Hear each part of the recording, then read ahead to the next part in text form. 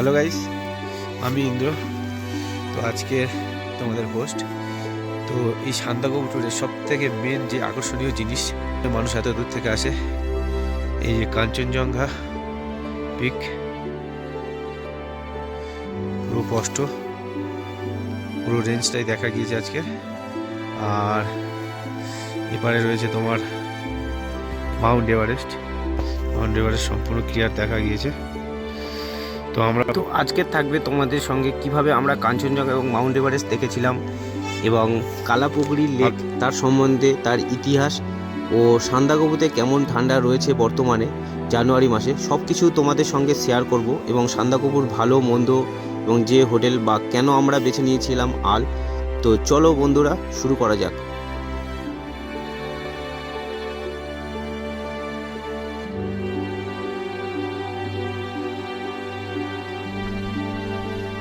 তো good morning guys. তো আমরা সকাল সকাল উঠে পড়েছি। তো টংলু থেকে আমরা সানরাইজ দেখব বলে, কিন্তু আমাদের ভাগ্য সত্যি খুব খারাপ। কালকের ওয়েদার খুবই খারাপ ছিল, আজকেরও ওয়েদার মোটামুটি। আমরা সানরাইজটা মোটামুটিভাবে দেখতে পেয়েছি। আর এই যে দেখতে পাচ্ছ, শিশিরগুলো সব জমে বরফ হয়ে গিয়েছে। তো আমরা আজকে এখান থেকে মানে টংলু থেকে কাঞ্চনজঙ্ঘা দেখা পাইনি, তো ওর থেকে একটু হতাশ হয়ে গিয়েছে। তো দেখা যাক, আমাদের ভাগ্য যদি ভালো হয়ে থাকে, কালকের আমরা আল থেকে অবশ্যই কাঞ্চনজঙ্ঘা দেখা পাবো।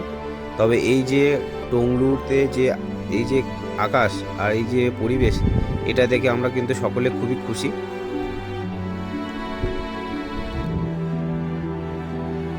হ্যালো গাইস, অনেক প্রতীক্ষার পর আমরা দেখতে পাচ্ছি সানরাইজ। ভেবেছিলাম আজকে দেখতে পাবো না, কালকের ওয়েদার সত্যি আপাতত মেঘ কেটে গিয়েছে।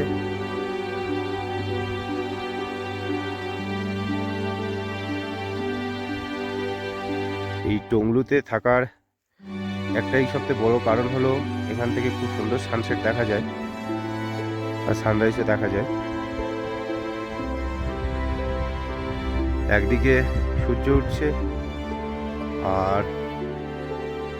আর একদিকে এখনো চাঁদ মামা উঠে আছে।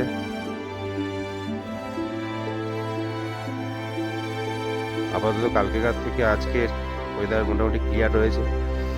চারদিকে শিশিরগুলো সব জমে বরফ হয়ে সাদা হয়ে গিয়েছে।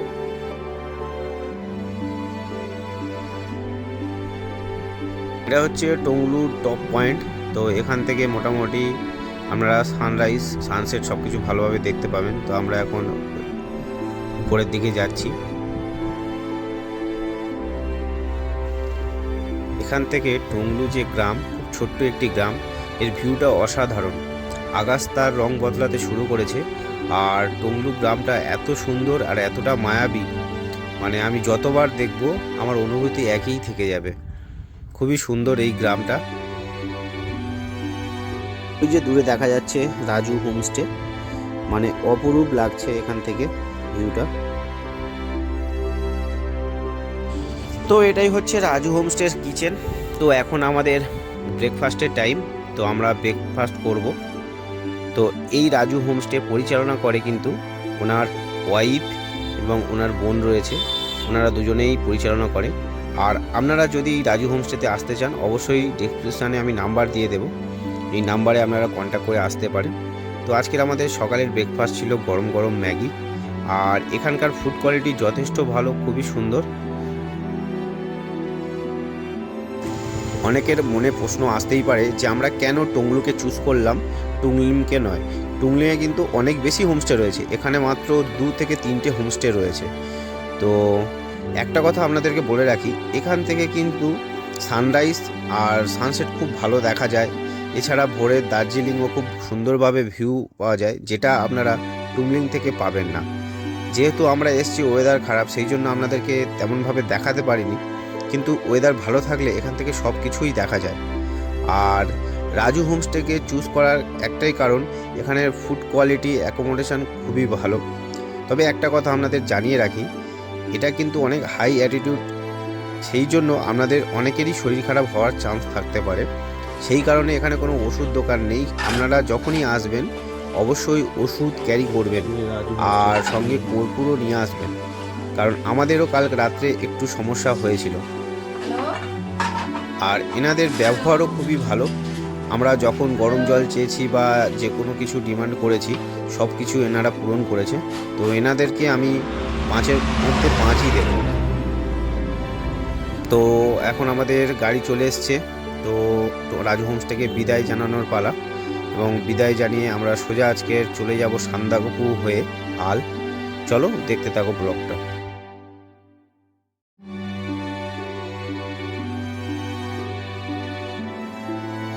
এই সান্দাকফু রিজিয়নে রাস্তাঘাট মোটামুটি খুবই ভালো। সমস্যাটা গৌরীবাস থেকেই হয়। আর আপনারা যাওয়ার সময় লক্ষ্য করতে পারেন, যদি আপনাদের ভাগ্যে থাকে অবশ্যই রেড পান্ডার দর্শনও পেতে পারেন। সান্দাকফু রাস্তাঘাট মোটামুটি ভালো, আর ল্যান্ডস্কেপ তো অসাধারণ। এর টানে কিন্তু বহু দেশ বিদেশের পর্যটকরা বছরের প্রায় সময় সান্দাকফু ভিজিট করেন। আর সান্দাকফু কিন্তু সিঙ্গলিলা ন্যাশনাল পার্কের অন্তর্গত।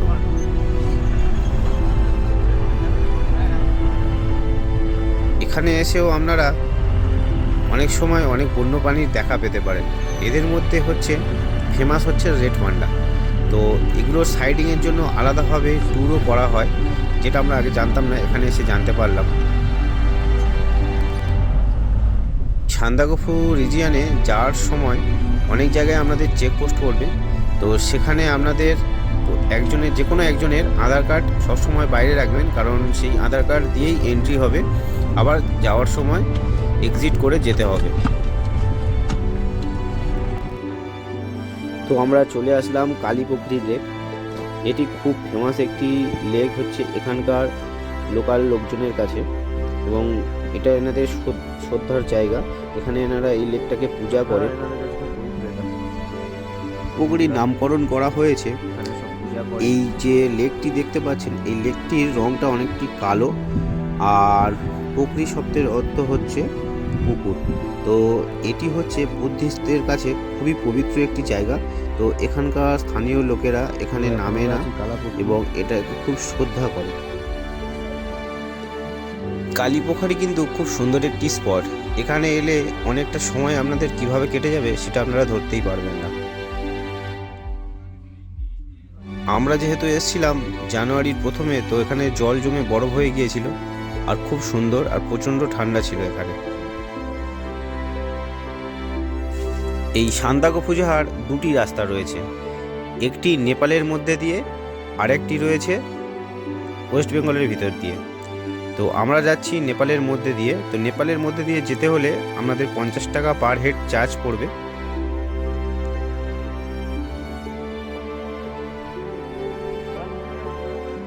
তো যতই আমরা উপরের দিকে এগোতে থাকছি ততই ওয়েদার খারাপ হয়ে যাচ্ছে।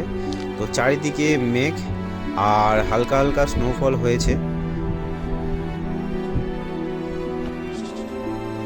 প্রাকৃতিক দৃশ্য দেখতে দেখতে কিভাবে আমরা সান্দাকফু চলে এলাম বুঝতেই পারলাম না। রাস্তা অনেকটা খারাপ রয়েছে এবং অনেক খাড়াই, তো দক্ষ ড্রাইভার ছাড়া এই রাস্তা পার করা খুবই মুশকিল। তো আমরা এখন দাঁড়িয়ে আছি সানরাইজ হোটেলের সামনে। তো এখানকার ফেমাস হোটেল, আর পাশে রয়েছে শেরপা চ্যালেট। এগুলো কিন্তু নেপালে, এই হোটেল দুটি হচ্ছে নেপালের ফেমাস। এই সান্দাকফুতে এলে প্রত্যেকে এই হোটেলগুলোতেই থাকে। আর এই যে দূরে দেখতে পাচ্ছেন, এগুলো বিভিন্ন রকম হোমস্টে রয়েছে সান্দাকফুতে।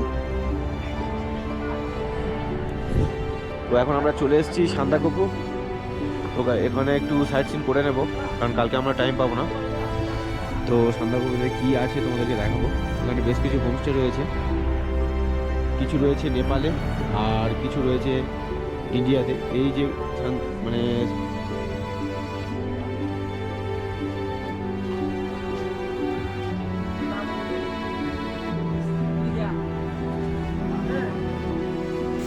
সান্দাকফু কিন্তু অনেকটা অফবিট জায়গার মতো। আপনি যদি এখানে প্রচুর লোকের প্রত্যাশা করেন পাবেন না, কারণ এখানে খুব কম সংখ্যকই লোক আসেন, আর খুব অ্যাকোমোডেশনও খুব কম সংখ্যক রয়েছে। তবে যারা প্রকৃতির খোঁজ করেন তারা অবশ্যই একবার সান্দাকফু আসতে পারেন। খুবই সুন্দর এবং খুবই মনোরম জায়গা। এখনও পর্যন্ত তো আমার খুবই ভালো লেগেছে। তো আমরা এখন সান্দাকফু হয়ে যাচ্ছি আলে, আর ওখানেই আমাদের গন্তব্য আল। তো অনেকেই প্রশ্ন করতে পারেন কেন আমরা সান্দাকফুতে না থেকে আলে যাচ্ছি, আর আলে খুব কম সংখ্যকই হোমস্টে রয়েছে। আমরা ইজিফিসো থেকে বুকিং করেছি এবং সেখানে বাহাদুর হোমস্টেতে আমরা গিয়ে উঠব। তো এই হোমস্টে থেকে একটা ফেসিলিটি কি, আপনি সকালবেলা একদম সম্পূর্ণ ভালোভাবে কাঞ্চনজঙ্ঘা আর মাউন্ট এভারেস্ট খালি চোখেই দেখতে পাবেন একদম হোমস্টে থেকে। তবে রাস্তা বেশ খাড়াই রয়েছে, একটু সাবধানেই আপনাদেরকে যেতে হবে।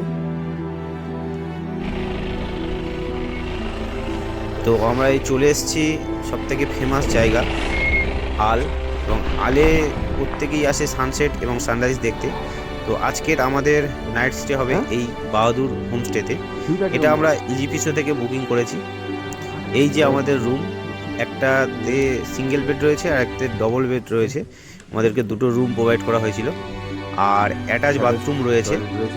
তবে এখানে প্রচণ্ড ঠান্ডা, এখন ওয়েদার প্রচণ্ড ঠান্ডা, মাইনাসে নিচে নেমে গিয়েছে। আর রুম থেকে ভিউটা আপনাদেরকে দেখাই, রুম থেকে ভিউটা খুব সুন্দর। তবে এখন ওয়েদার যেহেতু খারাপ, সেই জন্য ভিউটা অতটাও ভালো লাগছে না, কিন্তু পরিষ্কার আকাশ থাকলে প্রচুর কিছু এখান থেকে দেখা যায়।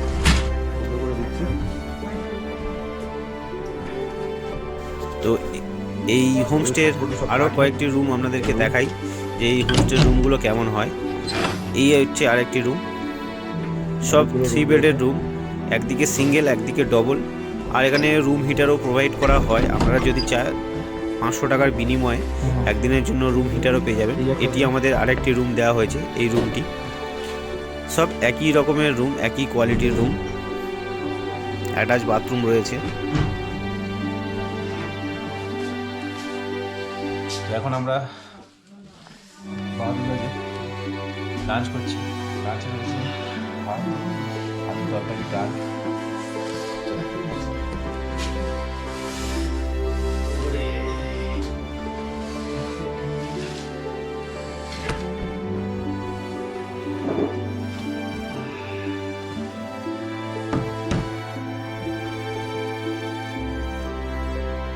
খাওয়া দাওয়া করে প্রায় আমাদের 3টে থেকে 3:30 বেজে গিয়েছে। তো আমরা ভাবছিলাম একটু বাইরেটা ঘুরে আসব এবং যতটা পারি ততটা ট্রেক করে একটু ঘুরে আসব। যেহেতু আমরা এসেছি একদিনের জন্য, তাই বাইরেটা একটু ঘুরে নিই। তো আমরা যেদিন এসেছিলাম ওয়েদার অনেকটা খারাপ ছিল এবং মাইনাসের নিচে নেমে গিয়েছিল টেম্পারেচার, এবং যে কুয়াশা বা মেঘগুলো ছিল সেগুলো সব জমে বরফে পরিণত হয়েছিল এবং গাছগুলোর রূপ আরও অসাধারণ করে দিয়েছিল। ভাবতেই পারছিলাম না যে আমরা মানে সান্দাকফুতে আছি না সিকিমে আছি, মানে এত সুন্দর যে পরিবেশ, এটা আমি এর আগে কখনো দেখিনি এরকম। এই হোমস্টেতে আমাদের কেমন খরচ হয়েছিল সেটা আপনাদেরকে জানিয়ে রাখি। এই হোমস্টেতে মাথা পিছু আমাদের 1250 টাকা করে খরচ হয়েছিল। তবে হোমস্টের পরিষেবা যথেষ্ট ভালো, এতটা উপরে এবং এতটা হাই অ্যাটিটিউড জায়গায় এত সুন্দর পরিষেবা দেওয়ার জন্য যথেষ্ট ভালো। তবে আমরা যে বর্তমানে যেখানে আছি এটা কিন্তু নেপালে, আলটা সম্পূর্ণ নেপালেই অবস্থিত। তো আমরা হাঁটতে হাঁটতে অনেকটা দূর চলে এসেছি। চৌরি বলে একটি জায়গা রয়েছে, যারা সান্দাকফুতে আসেন এবং ফালুট ট্রেক করেন তারা এই জায়গাটা সকলেই চেনেন। ফালুটে যাওয়ার পথে এই জায়গাটি পড়ে চৌরি বলে। এখানে গবাদি পশুর হচ্ছে বিচরণ ক্ষেত্র, এখানে অনেক জায়গা রয়েছে যেখানে গবাদি পশু চাষ করে। তো আমরা সেখানেই এসেছি বর্তমানে।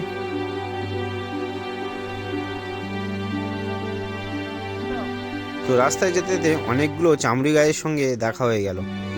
তো এটাই মূলত এখানকার এদের বিচরণ ক্ষেত্র।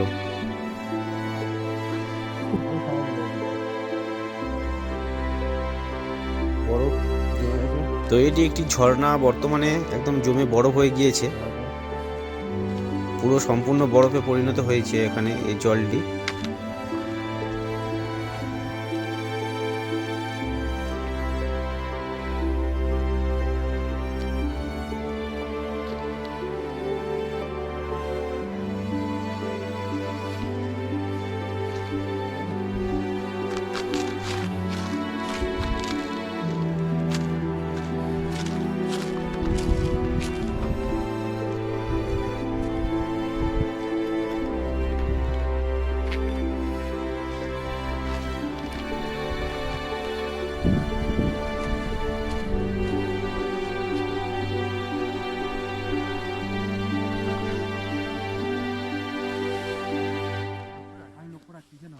বর্তমানে মেঘ থাকার জন্য আপনাদেরকে কিছুই দেখাতে পারছি না।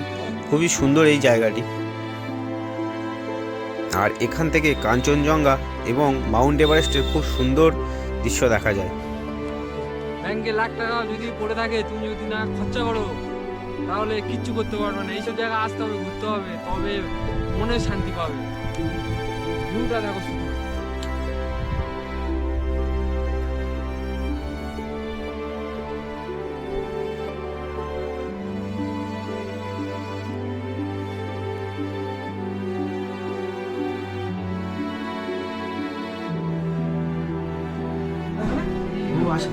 তো হোমস্টেতে ফিরেই আমাদেরকে প্রোভাইড করা হয়েছিল এরকমভাবে কয়লা দিয়ে আগুন।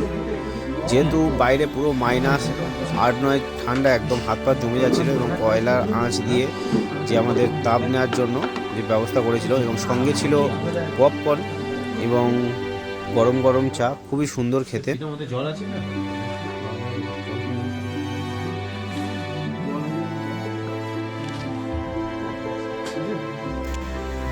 আজকে রাতের মেনু রুটি আর চিকেন কষা।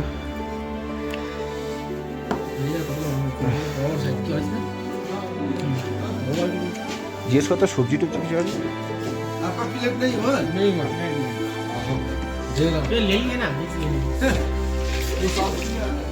ভাত, ভাত খাবে ওদের সঙ্গে, বাদ বাকি সবাই রুটি খাবে।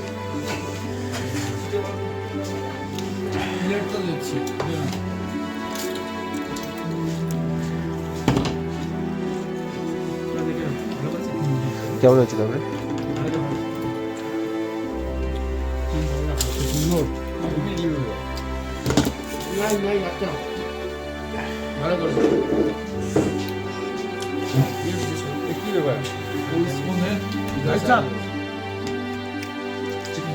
चिकन अच्छा होगा।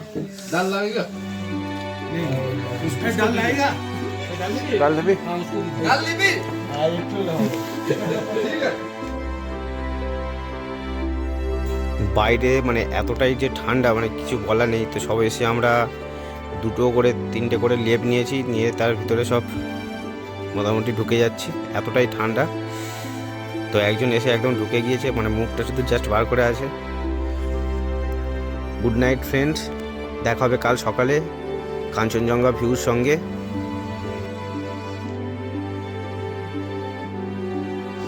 Morning guys.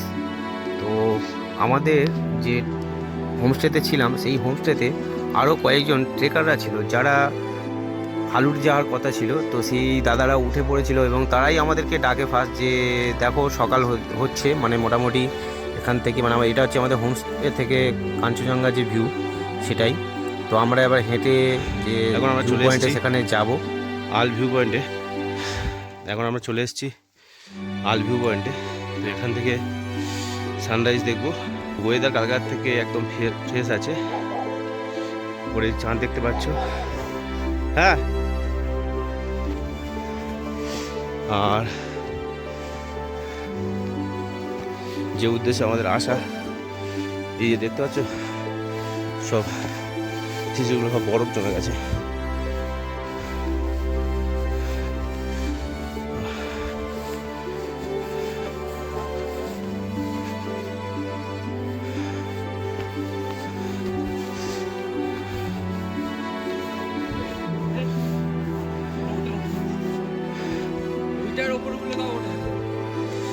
এই হচ্ছে তো আমাদের লাইফে মানে আশ্চর্যজনক ঘটনা।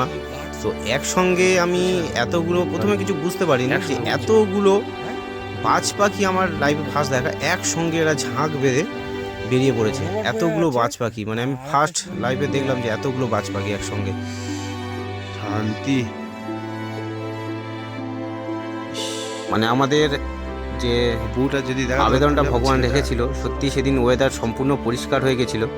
মানে আমরা যে অবস্থাতে এখানে এসেছিলাম সান্দাকফুতে, যথেষ্ট ওয়েদার খারাপ ছিল এবং কোনোদিন কল্পনা করিনি যে এত সুন্দরভাবে কাঞ্চনজঙ্ঘা দেখতে পাবো, এবং সঙ্গে যে আর যে 3 সিস্টার বা মাকালু, মাউন্ট এভারেস্ট সব কিছু এত ক্লিয়ারভাবে দেখতে পাবো, সেটা কোনোদিন কল্পনাও করিনি। সত্যি কথা আমাদের ভগবান আমাদের কথা শুনেছিল এবং দেখতে পেয়েছি। কারণ আগের দিন তোমাদেরকে দেখিয়েছি যে এতটাই ওয়েদার খারাপ, আর বিগত 4-5 দিন ধরে এরকমই ওয়েদার খারাপ চলছিল এবং পুরো 5-6 দিন পরে এইভাবেই কাঞ্চনজঙ্ঘা দেখা গেল। এখানকার স্থানীয় লোকেরাই বলছিল যে এতদিন পরে এইভাবে কাঞ্চনজঙ্ঘা দেখা গিয়েছে। তো কথায় আছে যার শেষ ভালো তার সব ভালো। সত্যিকারে আমরা যে এইভাবে সব কিছু দেখতে পাবো একই ফ্রেমে, সেটা কোনো দিন কল্পনা করিনি। কারণ আমরা যেভাবে এই মানে খারাপ ওয়েদারের ভিতরে আমরা এখানে এসেছিলাম, তো সত্যি আমাদের মনটা পুরো জুড়িয়ে গেল। আর এই 4টে থেকে উঠে আমরা এই 6:30 7টা পর্যন্ত এই ভিউটা নেওয়ার জন্য দাঁড়িয়েছিলাম এবং নিজে চাক্ষুষ করার জন্য দাঁড়িয়েছিলাম, সেটাই আমাদের সার্থক হলো। আমি এর আগে কাঞ্চনজঙ্ঘা অনেক জায়গা থেকে দেখেছি, তবে এত সুন্দরভাবে আমি কোনো দিন মানে দেখিনি এই ভিউটা। চারিদিকে বরফ রাস্তা। এটা কিন্তু সান্দাকফু থেকে আলের পথ, এই পথ দিয়ে কালকে আমরা গাড়ি দিয়ে গিয়েছিলাম। আর এই যে দেখতে পাচ্ছ আরে এদিকে হচ্ছে মাউন্ট এভারেস্ট আর মাকালু। কারা কারা এটা দেখেছো অবশ্যই ভিডিওতে কমেন্ট করবে, আর যারা আসোনি অবশ্যই এসো। আর যে কোনো ইনফরমেশনের জন্য অবশ্যই আমার ভিডিওতে কমেন্ট করবে, আমি সঠিক ইনফরমেশন আমাদেরকে দিয়ে সাহায্য করব। মানে যতবার দেখি মন ভরে না, কথায় আছে না, যত দেখি মন ভরে না, এইটাই হচ্ছে সেটাই। তো পাহাড় সত্যি আমরা সকলেই ভালোবাসি, কিন্তু এই ভিউগুলো আমরা প্রত্যেকেই মিস করি, কোনো প্রাকৃতিক কারণ হোক বা অনেকে নাও আসতে পারেন। তাই আমার ক্যামেরার মাধ্যমে তোমাদের সামনে তুলে ধরা। এই হচ্ছে মাউন্ট এভারেস্ট আর পাশে রয়েছে মাকালু। এখান থেকে কিন্তু পৃথিবীর 3টে সর্বোচ্চ শৃঙ্গই দেখা যায়। আর অনেক দিন পরে এইভাবে পুরো দেখা গিয়েছে, তো এখানকার স্থানীয় লোকেরাই সেটাই বলছে। হ্যালো গাইস, আমি ইন্দ্র। তো আজকে তোমাদের হোস্ট। তো এই সান্দাকফু ট্যুরের সবথেকে মেন যে আকর্ষণীয় জিনিস, মানুষ এত দূর থেকে আসে, এই যে কাঞ্চনজঙ্ঘা পিক, পুরো স্পষ্ট পুরো রেঞ্জটাই দেখা গিয়েছে আজকে। আর এপারে রয়েছে তোমার মাউন্ট এভারেস্ট সম্পূর্ণ ক্লিয়ার দেখা গিয়েছে।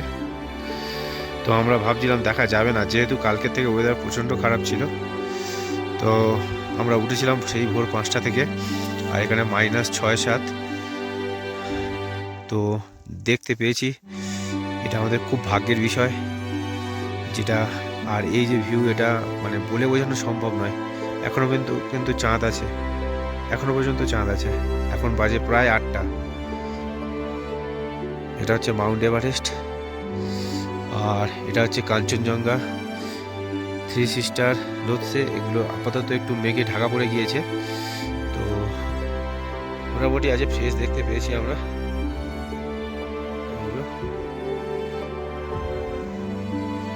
এই হচ্ছে আমাদের যে আলে যে হোমস্টেতে রয়েছি, বাহাদুর হোমস্টে। ইজি ভিসা থেকে আমরা বুকিং করেছিলাম।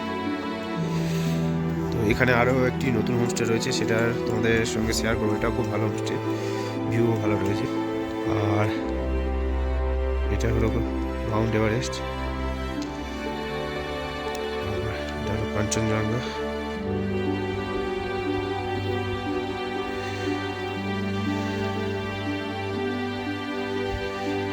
ভিউ একদম ফ্রেশ ওয়েদার। সকালবেলা একটু মেঘ হচ্ছে।